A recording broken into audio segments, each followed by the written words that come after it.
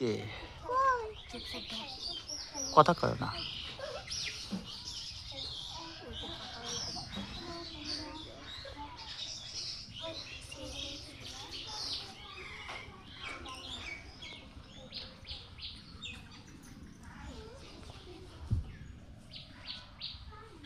আসসালামু আলাইকুম রহমতুল্লাহ। অতি প্রাচীনকাল থেকেই বিশ্বাস করা হয় যে কাক হচ্ছে অশুভ শক্তির প্রতীক। সাধারণত যেখানে কাক ডাকে সেখানে কোনো বিপদ আপদ আসে, মহামারী আসে, দুর্যোগ দুর্ভোগ অথবা মৃত্যুর মতো বিপদ আপদ আসে। গত 8ই আগস্ট আমার বড় ভাই মহিদুল ইসলাম ইন্তেকাল করে। এর প্রায় 15 দিন আগের থেকেই এই যে এখানে দেখেন, এখানে একটা বৈদ্যুতিক খাম্বা বা পোল আছে, এর উপরে 3টা কাক ডাকতেছিল। আমি সেটার ভিডিও পোস্ট করছি আমার ফেসবুকে, ইউটিউবে। সম্ভবত 5 তারিখে ভিডিওটা করছি। গত কয়েকদিন যাবৎ এই কাকটা এইখানেই এই আম গাছের উপর ডাকতেছে।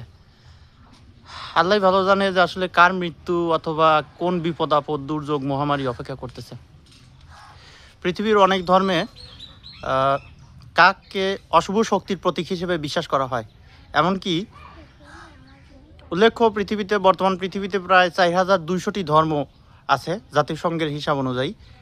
এর চেয়ে আরও বেশি সংখ্যক ধর্ম আছে কিনা সেটা সঠিক তথ্য জাতিসংঘের কাছে সম্ভবত নাই, থাকার সম্ভাবনা আছে। তবে অধিকাংশ ধর্মেই কাককে অশুভ শক্তির প্রতীক হিসেবে বিশ্বাস করা হয়।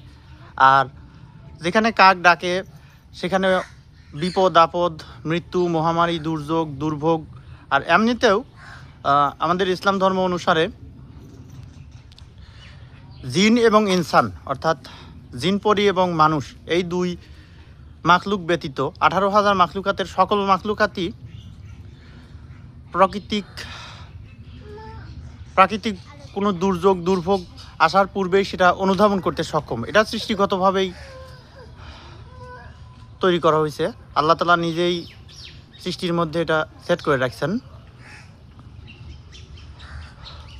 তো এই কাকটা গত প্রায় 15-20 দিন যাবৎ কখনো এই আম গাছে, কখনো পাশের মেহগুনি গাছে